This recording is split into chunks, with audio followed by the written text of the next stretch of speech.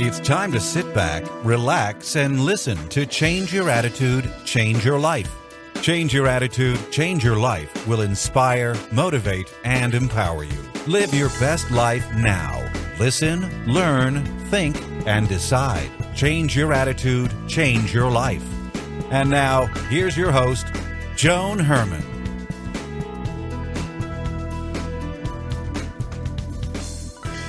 Welcome to Change Your Attitude, Change Your Life. You're listening to us in your neighborhood from coast to coast and around the world. Thanks for tuning in. I'm Joan Herman, author, speaker, and your host. Change Your Attitude, Change Your Life brings you interviews with some of the most inspirational and influential people in the world. It's our goal to educate and empower you so you can live your best life now. Thank you for taking time for yourself, and thank you for letting us be a part of your life. We have another great show for you today. Joining me is Gregg Braden, who's here to talk about how we can turn crisis into positive points of transformation. Gregg is a New York Times bestselling author whose books include The God Code, Deep Truth, The Divine Matrix, The Spontaneous Healing of Belief, Fractal Time, and his latest, The Turning Point. Welcome, Gregg. Thanks for joining us today. Joan, I am absolutely thrilled to be on your program. My sense is our time together is going to go by very quickly today. Gregg, I am very happy to have you here with us today. So often, Gregg, we hear the expression, times are changing, and most of us hate change. We do everything possible to avoid it. And I'm sure every past generation took issue with some of the changes that were taking place. And even though change is often perceived to be something negative, it can be a turning point to something wonderful, something that brings us a whole new level of living, personally and as a society. So, Gregg, you say that we're living in a time of extremes. What do you mean by this, and are the changes more dramatic and life-impacting than ever before? Wow, you just asked three questions all in one question. Well, this, first of all, thank you for having me on the show today, and it is a fact, and I think it's important to be truthful, honest, and factual when we talk about the context of our lives and the world in change. So it is a fact that we are living what many experts now are calling a time of extremes. It doesn't mean that only bad things are happening, or even good things, for that matter, but big things, big changes in our lives and in our world. Climate change, the economic collapse in many respects of traditional economic system, the time of peak oil and energy and where our food is coming from and what we're paying for our food, what we're paying for our energy. We're living this time of extremes, and I think it's fair to say that our world is changing in ways that, number one, we've never seen, number two, in ways that we haven't been prepared for, Joan. And what that means is we've got to think and live differently now, perhaps more so than at any time in our lives. So this is where I think the context of everything happening in people's lives is unfolding. These changes are occurring on the one hand, and there's been a reluctance, and in many cases a resistance in mainstream media to acknowledge the fact that the changes are happening and that they have led to a new normal. And that's important, because if we're trying to solve our problems, if we're trying to make a living for our families, if we're still thinking about money and economics the way that we did 5 or 10 years ago, if we're still expecting crops to grow and rains to come and food to be available the way it was 5 or 10 years ago, then we're not dealing with the reality of the present situation. So it is a fact we're living the time of extremes. A new normal is upon us. So, Gregg, how do we adapt? I mean, we operate, as you know, most of our life out of our subconscious programming, which is old programming. So how do we make these changes? How do we cope so that we can move forward? Well, it's a really good question, and it's really interesting, Joan, because for many people, when we talk about resilience, they fall back upon the traditional definition, which is the ability to spring back or to bounce back to some level of functioning. And in that definition, it's good. It works for some forms of resilience. My question was, if we accept the fact that this is a time that's different, this is a time of extremes, is there another kind of resilience that makes sense to apply in our lives? And the Stockholm Resilience Institute is actually working with something that's called expanded resilience.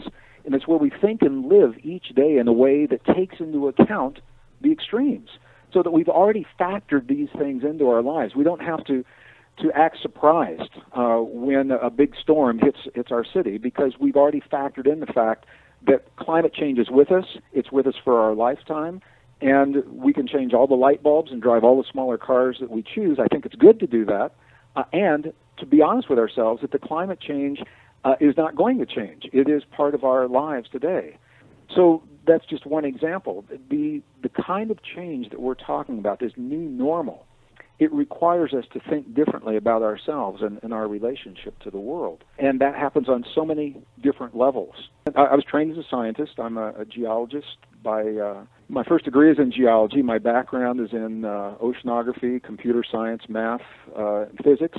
And it all works together to help paint the picture of a world of change and where we fit into that world. And much of my adult life, I have explored the ancient and the indigenous traditions of the peoples of our past to understand what they knew about adapting to change. In some cases that we've forgotten, in some cases they're sharing things that we are only now beginning to understand. And what's so interesting is if we try to fix the change, it rarely works. If we can adjust our inner experience to deal with the change, that's where the resilience really begins. And it begins with our hearts. Joan, believe it or not, this is fascinating to me. I think our listeners are all familiar with an EKG. It used to be called an EKG. Now it's an ECG. It's the electrical printout of a heartbeat. And we see that big spike and then a couple of smaller ones, a big spike and a couple of smaller ones. That big spike is called the R wave. And we are conditioned to think that the time between each R wave is the same, and it's really not. It varies from beat to beat.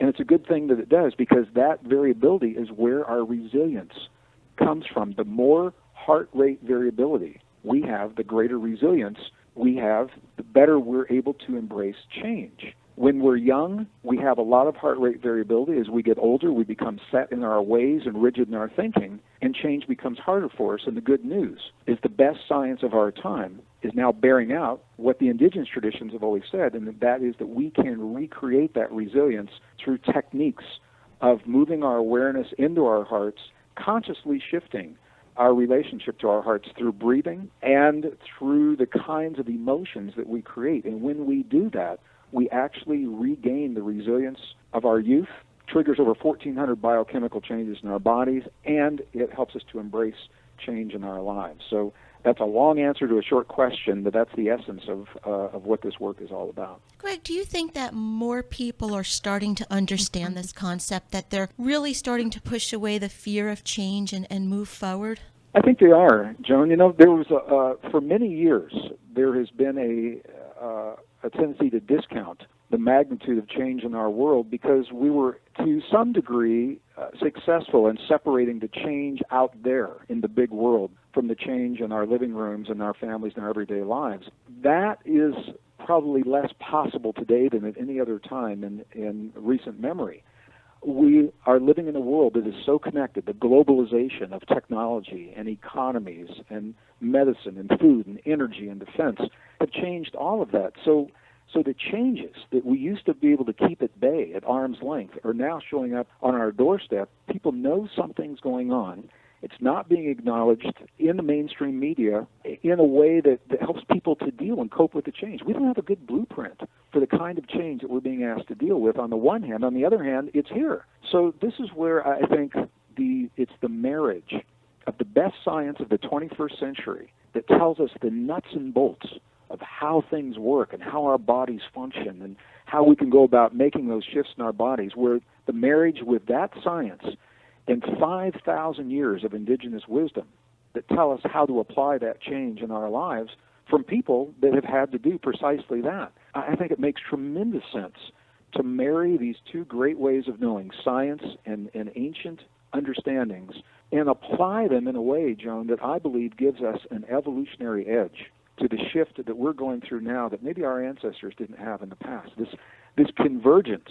It's not just one big shift we're dealing. We're not just dealing with climate change. We're dealing with climate change in addition to an economic shift, in addition to the shift of where the energy that fuels our homes and our families and our factories and our nations comes from, in addition to the shift of this growing gap between poverty and wealth that's ripping our families and communities apart. All these converging in our lives in the same time in a way that we've never seen in our lives. And the bottom line is, for all of us, we've got to think and live differently than we ever have. It begins with the resilience to adapt to this new normal. And talking about this new normal, so many of these things seem like they're completely out of our control.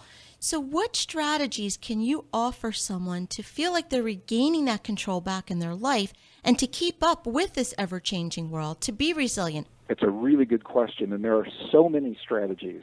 One of the key strategies, the economics, is where the change is really showing up in a lot of people's lives. My wife and I live in a rural area in northern New Mexico. It's one of the least sparsely populated states in the nation. The economy has been one of the worst in the nation. I think it's the second, third lowest per capita income in the nation. And we've been hit hard with climate and economy, the double whammy. So I'm just going to share a true life case history that I think will exemplify some of these strategies. The best science of our time is now telling us that our world and nature is based upon a model of cooperation and mutual aid. And that's very different than the model of scarcity and competition that most of us were grown up and steeped in the belief of. We were taught that we live in a dog-eat-dog world. Well, this idea of competition and conflict, it is at the base, it's at the root of so many of the systems that are collapsing today. The economic system that's collapsing is based on competition. It's not working. Corporate systems based on competition, the way that we deal with diminishing resources. It's all based on these ideas of competition, and they're not working. This idea of cooperation is showing up in really new and innovative ways. And here in New Mexico, there was a friend of ours, a man who was a builder of beautiful homes, green, sustainable homes for over 30 years. When the economic collapse happened in 2008, he lost everything. In the old way of thinking, a world based upon competition, what one would normally do is try to recreate what has been lost in another way somewhere else. And normally a man would try to recreate his home building business somewhere else, and it wasn't working. But this man did something different. His name is Ken. Recognizing that we live in a world of cooperation, rather than trying to rebuild his old business, he asked a question. He said, what do people need today? Not what did they need 30 years ago when I started this business? And the answer was people need to be able to care for themselves. So he took his skills as a builder, and rather than build homes, he began to build an innovative system of modular, raised bed, self-heating, self-watering, covered greenhouses that can be as small as 12 inches square on a high-rise in Manhattan for someone who has no land, or as large as 8 feet by 4 feet in a series, a number of these in New Mexico where there's a lot of land. Suddenly people were able to grow and maintain their own food, non-GMO. It was healthy, it was organic, it was less expensive, and it was reliable. Ken now has a thriving new business, has hired more employees, is happier and healthier than he ever was building homes, and all he did was change the question based upon this model of cooperation versus competition. In the old model of competition, the question was, what can I get if I make this choice? What can I get from the world that exists?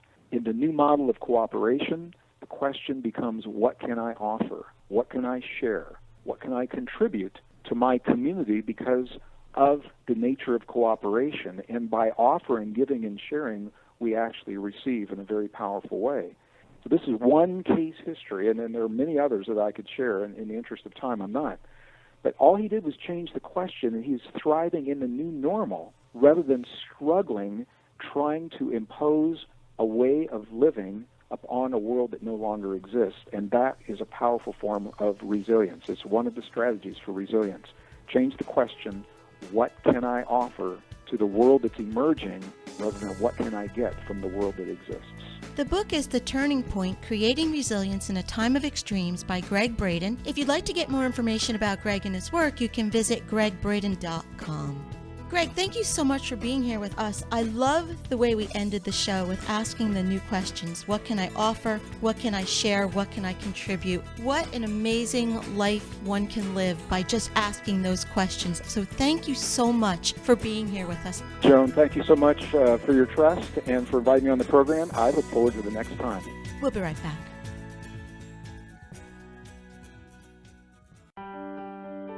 Hi, this is Joan Herman, host of Change Your Attitude, Change Your Life. Did you know that Change Your Attitude, Change Your Life has a free monthly digital magazine that can be read online or emailed to your inbox? Every month, nationally recognized leaders in their field provide information to educate, inspire, and motivate you. We believe in a holistic approach to life, incorporating mind, body, and spirit. Check out a copy of Change Your Attitude, Change Your Life 24/7. Visit cyacyl.com and be sure to tell your friends.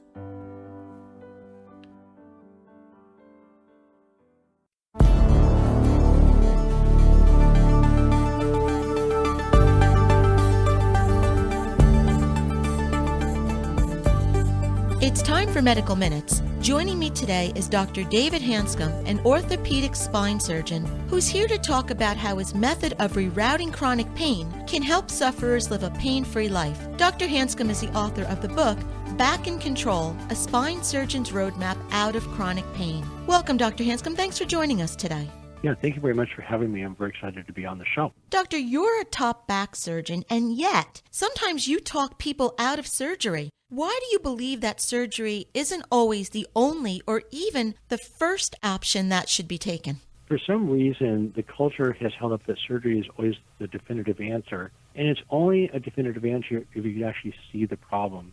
There's a high percent of spine surgery being done for pain where you can't find the source. If you can't see what the problem is, it's very, very hard to do surgery. In fact, it's impossible almost to do surgery, and indeed the success rate for a spine fusion for back pain, which is very nonspecific, is about 25% success rate. The reoperation rate is about 18%, which is almost as high as the success rate. So my practice has seen many, many patients with multiple failed surgeries, and surgery is simply not the definitive answer for a huge number of people. What is it that we really need to know about the dynamics of pain? Well, first of all, the pain is real. In other words, they now have functional MRI scans that show with people in chronic pain, for instance, fibromyalgia, we find out that it used to be psychological diagnosis. Actually, the entire brain lights up like a Christmas tree. So we do know the brain activity switch is on. When the switch is on, it's on and you feel the pain. What happens with chronic pain is you're trapped. You're trapped by the pain, and when you're trapped, you become frustrated. When you're angry and frustrated, it changes your body's chemistry, and you've now amplified the signal. So it doesn't matter where the pain's coming from, whether it's structural problems, soft tissues, or actually the brain can generate pain itself, called mind-body syndrome. It doesn't really matter what the source of the pain is. By calming down the nervous system, you can de-amplify the signal. So what is your 5-stage plan to help eliminate pain, to help reduce what's going on in the brain? First part is simply learning about pain. The second part is you have to address every aspect of pain at the same time, which is sleep, stress, physical conditioning, medications, life outlook, etc. Then the third part is that once you understand pain, you take control. Once you take charge of your own care, things change dramatically. And we have actually hundreds and hundreds of patients that are absolutely pain-free. Doctor, share with us some of the outcomes that you've had from those patients that you said that were living in excruciating chronic pain but are now pain-free. Well, what's happened was there's been a huge shift for me is that in the last year, I have a fair number of patients who have structural problems that I actually would do surgery on. I've put most of them on the schedule, and they said, look, wait, I don't want to do surgery right now. I want to try the process first. As they've calmed down the nervous system, gotten some sleep, etc., when they've come in for their preoperative appointment, the pain is actually gone. And it's been extraordinary. Historically, I would say, look, let's fix the structural problem, then we'll calm down the nervous system later, and it's been unbelievable. Second of all, we do know that literature has over 1,000 papers that document that when you have anxiety and frustration as part of your paradigm with the pain, that surgical outcomes are very, very poor. And the problem is that surgery doesn't solve anxiety. And if your anxiety anger circuits are still firing away, they're intertwined with the pain circuits. It's like phantom limb pain. So even though you do the perfect operation, if you're still anxious and frustrated, the pain actually will still be there without any change at all, even with a structural problem being corrected. So what we've done now, we've asked all of our patients, non-surgical and surgical, particularly surgical, to go through the process for at least 6 to 12 weeks. I never make the decision to do surgery on the first visit anymore. It's usually on the second or third visit. And I just have had an amazing number of people actually calm down with structural problems without surgery. It's been remarkable. The book is Back in Control, A Spine Surgeon's Roadmap Out of Chronic Pain by Dr. David Hanscom.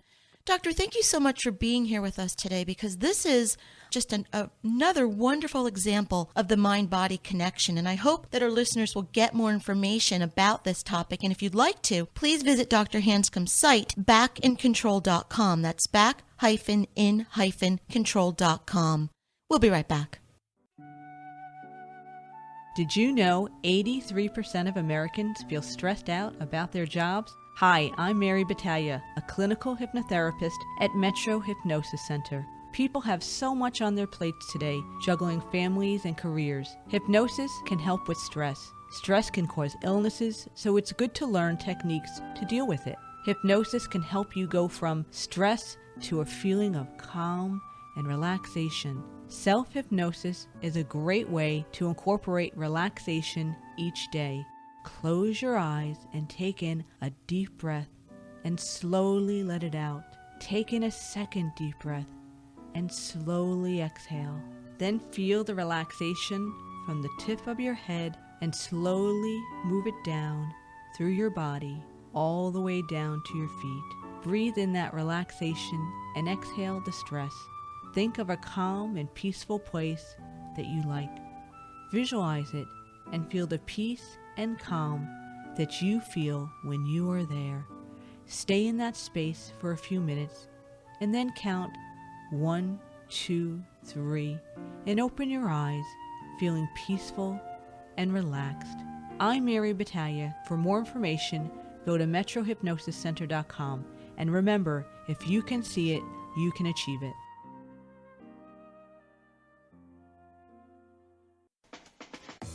More than 20% of the U.S. population will suffer from allergies this year. Many people will reach for an antihistamine, but did you know that there are other options? Hi, I'm Dr. Lynn Corrigan. Wash your linens weekly in hot water to eliminate dust mites. Look at your diet and eliminate dairy. Several studies have shown that it will improve your sinus symptoms. Add omega-3 fatty acids to your diet in the form of cold water fish, nuts, and ground flaxseed. The omega-3 fatty acids work as an anti-inflammatory and increase your intake of antioxidants by eating more organic fruits, especially berries and vegetables. Quercetin is found in apples, onions, and citrus fruits. It is also available in capsule form, and it should be taken throughout the allergy season to prevent symptoms before they start. A botanical such as stinging nettle can improve nasal symptoms, and butterbur has been shown to be effective and has less side effects than some of the over-the-counter antihistamines. Finally, consider Chinese herbs and acupuncture. The combination has been shown to be very helpful for nasal allergies. For more information, call 201-487-4600 or visit us on the web at theactivecenterforhealthandwellness.com. Live well and be well. I'm Dr. Lynn Corrigan.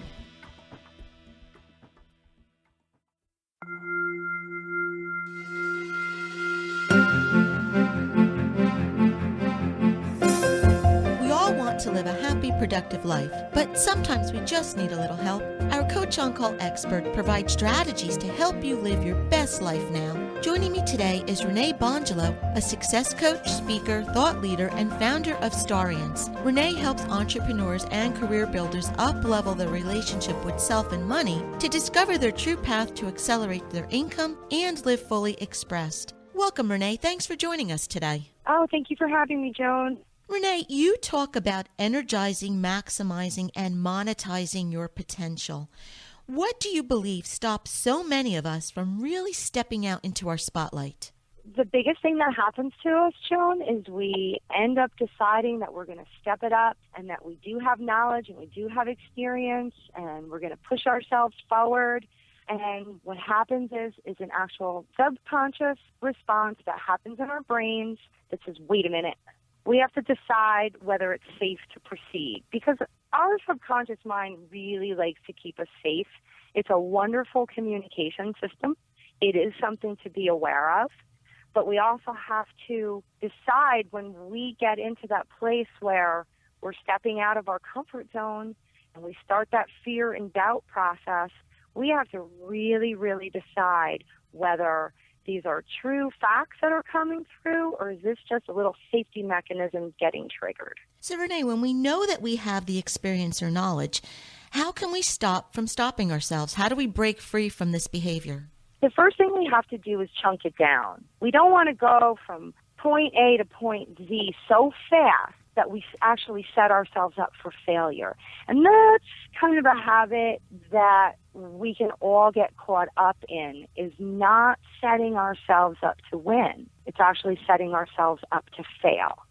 So what we need to do is put a really, really good plan in place and decide what's the end result. So looking at your outcome and what are the steps to getting there so that we go forward, but in steps that we actually feel that we can be a little bit more comfortable with. So when that fear and doubt sets in, it's not so explosive.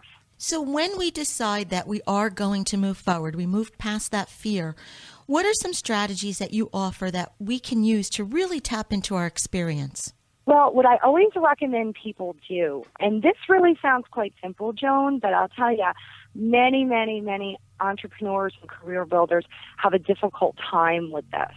And it's kind of like your own personal resume, but sitting down and really, really listing everything that you do and everything that you've had experience in. But the big one is starting to list what you're an expert at. And this is where people get really caught up, like, oh, I'm not an expert at anything. Or, you know, they really start to devalue what they're good at. So you have to look at what would you be able to teach someone to do, and you could teach them really, really well. And, you know, I suggest you do this on your own when nobody's looking and nobody's going to read it, so it's really, really okay to brag. And let yourself value your experience and your expertise and really how good you are at things. And then you have to look at it and say, if this were somebody else, what would I tell them? Would I tell them they were an expert? How would I help them value themselves? So listing your expertise and removing yourself from it and say, if this were somebody else. And all of a sudden, you look at it and you go, maybe I am really good at this.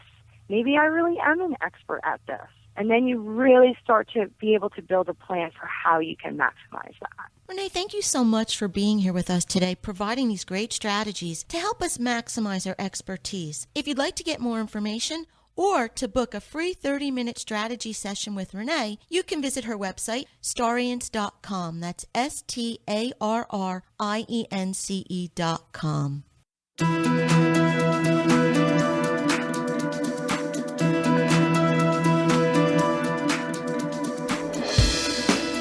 Thank you for joining us today. We hope you found the show informative. At Change Your Attitude, Change Your Life, we believe that knowledge is power.